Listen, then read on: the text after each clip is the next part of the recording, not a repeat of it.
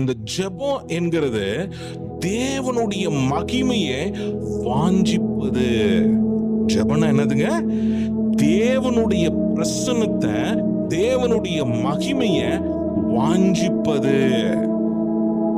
Prayer is the act of seeking His glory. எவ்வளவு பெரிய ஒரு ஆழமான ஒரு வார்த்தை இல்லைங்களா?